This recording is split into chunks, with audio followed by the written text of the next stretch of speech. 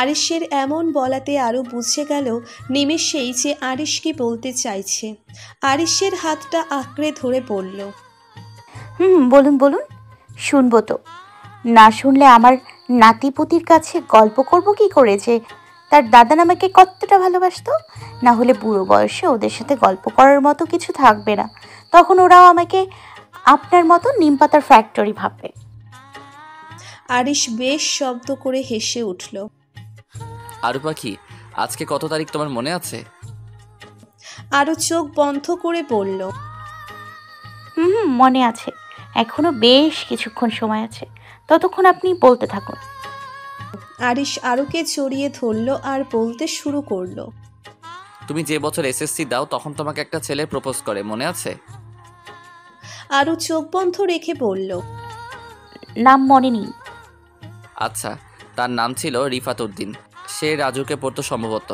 আমি যখন রোজ তোমাকে বাইকে করে কলেজে দিয়ে আসতাম, তখন ওই ছেলেটাকে লক্ষ্য করি যে সে তোমাকে গেটের বাইরে ফলো করে। আমি প্রথমেই কিছু বলিনি, কিন্তু যেদিন সে তোমাকে প্রপোজ করে হাতে হাতে ধরা খাই, সেদিন আচ্ছা করে দিয়েছিল। আরু অবাক হয়ে বলল, আপনি মারপিট করছিলেন নাকি? কারণ এই দিনের পর তাকে আমি আর দেখিনি। মারপিট করিনি, ইভেন তাকেও কিছু বলিনি। সরাসরি তার বাসায় গিয়ে বলে এসেছিলাম। কিন্তু দুঃখের বিষয় হলো, সে ছিল আমার এক সিনিয়র আপুর ভাই। আর সেই দিনের পর না জানি সেই সিনিয়র আপুটা আমার মাঝে কি রত্ন খুঁজে পেয়েছিল। সেই আপু আমাকে প্রপোজও করে বসে। আরু আরিশের কাঁধ থেকে মাথা সরিয়ে আরিশের মুখের দিকে তাকিয়ে অবাক হয়ে চেয়ে বলল, আপনি আপনার সিনিয়রের থেকেও প্রপোজ পেয়েছেন? হাউ টুই টুই ব্যাপার স্যাপার। আর আপনার জন্য আমি একটা ছাড়া 2টা প্রপোজ পাইনি। আরিশ নির্বিকার ভঙ্গিতে বলল। আমিও তো ওই একটা ছাড়া কোনো প্রপোজ পাইনি। আরু আরিশের হাতে ছোট্ট করে চিমটি দিয়ে বলল, এক বাচ্চার বাপ হতে চলেছেন আর এখন বউকে মিথ্যে বলছেন? আমি কি জানি না নাকি কিছু? আপনি আপনার মেডিকেল কলেজের যতগুলো মেয়ের থেকে প্রপোজাল পেয়েছেন, আর সব লেটারগুলো যে আপনি ডাস্টবিনে ফেলতেন, তা কি আমি জানি না? আপুগুলোও কি আবেগী ভাবাগো বাবা!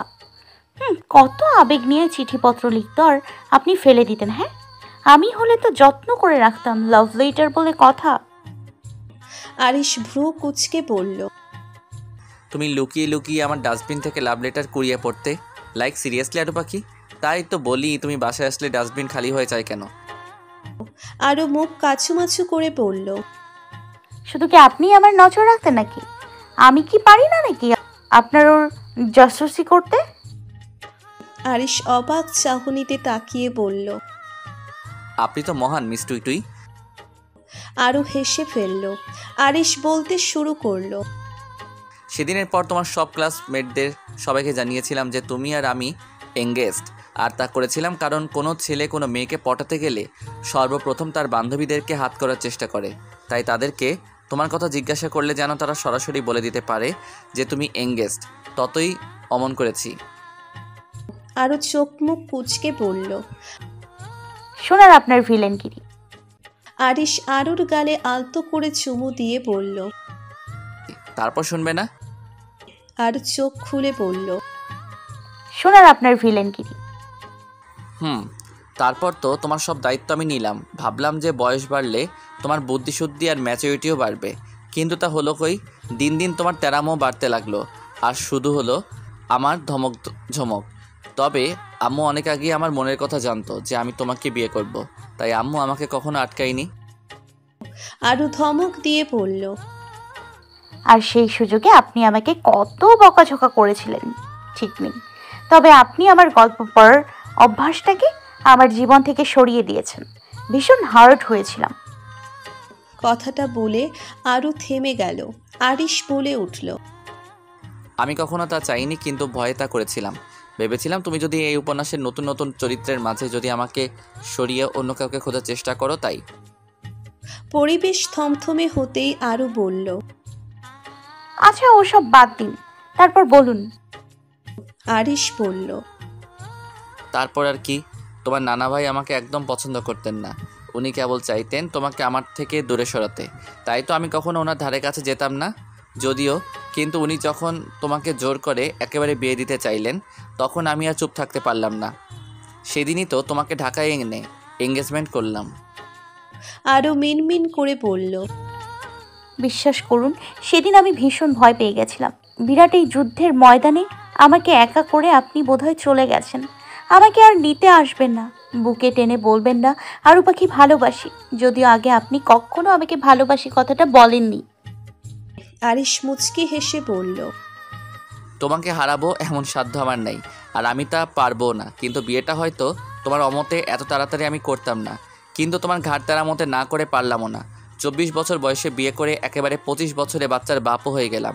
আমি তোমাকে আরেকটু সময় দিয়ে আর নিজেকে আরেকটু টাইম দিতে বিয়েটা করতাম, বাট যা হয়েছে ভালোই হয়েছে। আর কত রাতি বা বউকে ছেড়ে থাকতাম বলো। আরও খিলখিল করে হেসে উঠল। আরিশ আরুর হাসির দিকে তাকিয়ে আছে। আরিশ মাতাল চাহনিতে তাকিয়ে বলল। আরু পাখি। আরও হাসি থামিয়ে বলল। হুম। ভালোবাসি। কি বললেন? আর একবার বলুন, শুনতে পেলাম না। আরিশ আর বলল না কিছু। কয়েক সেকেন্ড পরই ঘড়ির কাঁটার প্রথম ঘন্টাটা বাজতেই আরিশ আর আরও একে অপরকে বলে উঠল।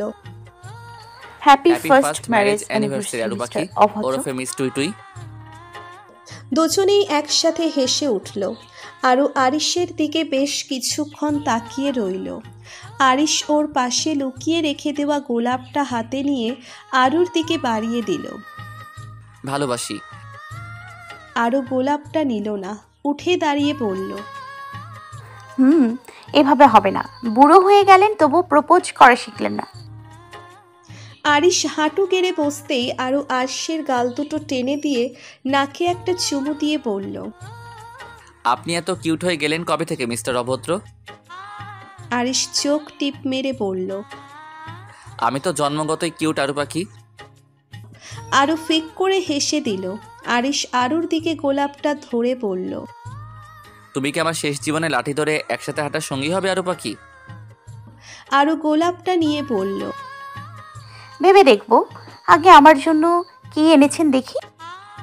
আরিশ পকেট থেকে একটা আংটি বার করে আরুর হাতে পরিয়ে দিল। আরও আরিশকে ধরে ওঠালো। আরিশের হাতে হাত রেখে আরিশের দিকে মুখে পাউট করে তাকিয়ে থাকতেই আরিশ ভ্যাবাচ্যাকা খেয়ে গেল। আরও যে এই কদিনে তার থেকেও বেশি লুচু হয়ে গেছে তা আরিশ বুঝতে পারেনি। আরিশ আরুর কপালে একটা ভালোবাসার পরশ এঁকে দিল। আরও চোখ খুলে বিড়বিড়িয়ে বলল। নিরামিষ লোক। আরিশ আরুর হাত ধরে কাছে টেনে বলল। রুমে চলো, তারপর সব বোঝাবো। আরও আরিশকে আলতো করে ধাক্কা দিল। আপনি একটা জিনিস ভুলে যাচ্ছেন। আরিশ অবাক করে বলল। কি? আপনি একটা গান করুন না শুনি। আরিশার কথা না বাড়িয়ে আরুর গালে হাত রেখে বলল। তোমারে দেখিল পরানো ভরিয়া, আসমান জমিন দরিয়া, চলিতে চলিতে থামিয়া, দেখিব তোমারে আমিও, ও রূপে দিলা তুমি পাগল করিয়া। আরও লজ্জায় চোখ নামালো। আরিশ বহুক্ষণ চেয়ে রইল আরুর দিকে। এ দেখার শেষ নেই, আরু যে তার মায়াবতী। আচ্ছা, আবার ডেলিভারির ডেট তো এগিয়ে এলো। সব মেয়েরা বাবার বাসায় গিয়ে থাকে ডেলিভারির আগে। আমি থাকবো না? আরিশ আরুর পায়ের পাতায় তেল মালিশ করে দিতে দিতে বলল। মামা মামি সপ্তাহে তোমাকে 3 দিন করে এসে রেখে যায়। আম্মু দিনের 16 ঘন্টা তোমার আশেপাশে ঘুরঘুর করে। সানা কলেজ শেষে রোজ তোমার সাথে দেখা করে যায়। দুইজন এক হলে তো গল্প তো আর শেষ হয় না। আর আমি আবুলের মতো দরজার বাইরে দাঁড়িয়ে দাঁড়িয়ে দেখি রুমে তো গল্পের সময় নো এন্ট্রি বোর্ড টাঙিয়ে দাও কিনা। আরু আরিশের দিকে করুণভাবে হেসে বলল। তো কি হয়েছে? আপনি হসপিটাল থাকেন বলেই তো ওরা এতবার আসে, তাই না? আপনি বাসায় থাকলে তো আর কাউকে লাগে না। আর সবাই আসছে তো কি হয়েছে? আবার কি ইচ্ছে করে না নাকি তাদের সাথে দেখা করতে? আরিশ আরুর দিকে বেশ রাগী চোখে তাকিয়ে বলল। তো যাবে না তুমি বাসা ছেড়ে। দরকার হলে তোমার পুরো গোষ্ঠীর লোককে আমি আমার বাসায় এনে রাখবো। এখন চুপ করো। মাঝরাতে এসব অন্যায় আবদার করো না আরু পাখি। আরও চুপ হয়ে গেল, কিছু বলল না, মুখ গোমড়া করে রইল। আরিশ কিছুক্ষণ পর পর আরুর মুখের দিকে তাকাচ্ছে। আরুর প্রেগনেন্সির 7 মাস সময় থেকেই আরুর রাতে ঘুম আসে না। আরিশকেও জেগে থাকতে হয় আরুর সাথে। আরুর পাগুলোও ফুলে গেছে বেশ। আরিশ রোজ বাসায় ফিরে আরুর পায়ে মালিশ করে দেয়, যদিও আরুর তাতে আপত্তি ছিল। আরিশ এবার তাকিয়ে দেখলো আরু চোখ বন্ধ করে আছে। আরিশ আরুর মুড ঠিক করতে বলল। আরু পাখি, আরু উত্তর দিল না। জবাব না পেয়ে আরিশ বলল, আর মাত্র 15 দিন দেরি আছে তোমার ডেলিভারির। আরু রেগে উত্তর দিল। হ্যাঁ তো? আরুর কথা শুনে আরিশ বুঝল আরু রেগে আছে, তাই শান্ত কণ্ঠে বলল, তারপর তোমার ডেলিভারি হবে আর আরশিয়ান আসবে, তাই না? আরু রাগ দেখিয়ে বলল, হ্যাঁ, আরশিয়ান আসবে, কিন্তু আমি ওকে একদম আপনার কোলে দিব না। আপনি এখনো আমার সাথে রেগে রেগে কথা বলেন। আরিশ বিছানা থেকে নেমে ওয়াশরুমে ঢুকে গেল। আরু অন্যদিকে মুখ ফিরিয়ে চেয়ে রইল।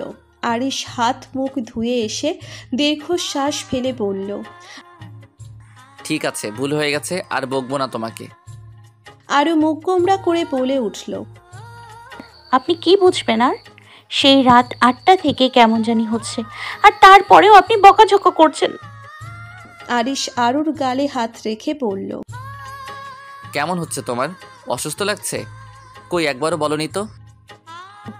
আরু আরিশের বুকে মাথা রেখে বলল। সব বলবো, আগে সরি বলুন। আরিশ নির্বিকার ভঙ্গিতে বলল। আমি সরি বলি না। আরু মুখ গোমড়া করে বলল। জান, তাহলে বলবো না। আরিশ ধমকের সুরে বলল। আরু পাখি, কি হয়েছে বলো, না হলে সমস্যা হতে পারে। আরিশার কথা না বাড়িয়ে উঠে দাঁড়ালো। আরুর দিকে তাকিয়ে শক্ত কণ্ঠে বলল। বিছানা থেকে এক পাও নামাবে না, পায়ে তেল দেওয়া আছে, ফ্লোরে পিছলে যাবে কিন্তু না হলে। আরু মাথা নাড়িয়ে বলল। আপনি এখন যান, আমার জন্য খাবার নিয়ে আসুন। আমার আর আরশিয়ান দুজনেরই খুব খিদে পেয়েছে। আরিশ যেতে যেতেও বলল। কোনো রকম কোনো সমস্যা হলে আমাকে ডাকবে। আরু মুখ গোমড়া করে বলল। আরে আপনি যান না, ক্ষুধা লেগেছে তো। আরিশ দ্রুত গেল। মেয়েটা ওর অবাধ্য তাও বরাবরই জানে, তাই চিন্তা বেশি হয়, চোখে চোখে রাখতে হয়। আরিশ চলে যেতেই আরু হাই তুলল। বেশ ঘুম ঘুম পাচ্ছে। সারাদিন ঘুমাই, তার জন্য রাতে আর ঘুম আসে না। আরু ওপর পাশে রাখা চিপসটা নিয়ে খেতে লাগলো। আরিশ আরুর হাতের আশেপাশেই ওর সব দরকারি জিনিসপত্র রেখে দেয়, যাতে রাত বিরেতে বিছানা থেকে উঠতে না হয়। চিপসটা খেয়ে আরু জল খেয়ে চোখটা বন্ধ করলো। আরিশ গেছে তাও 10 মিনিট হতে চলল। আরু বিড়বিড় করে বলল। বিরিয়ানি তো বানাতে বলিনি যে এতক্ষণ লাগবে। আরু আর একবার জল খেয়ে বোতলটা রাখতেই ওর টয়লেট পেল। প্রেগনেন্সিতে ইউরিন কন্ট্রোল হয় না খুব বেশি সময়ের জন্য। আরিশ আসছে না দেখে আরু নিচেই নামলো। ওর সেই পিঙ্ক কালারের টেডি দেওয়া জুতোটা পায়ে দিল, যেটা আরিশ এনে দিয়েছিল। আরও গুটি গুটি পায়ে ওয়াশরুমে ঢুকতেই দরজার কাছে যেতে না যেতেই ওর প্রচণ্ড লেবার পেইন শুরু হলো। পেটে হাত দিয়ে আরও বসে পড়ল। ব্যথায় আহ করে চিৎকার দিতেই হঠাৎ অনিকা খান দ্রুত ছুটে এলেন।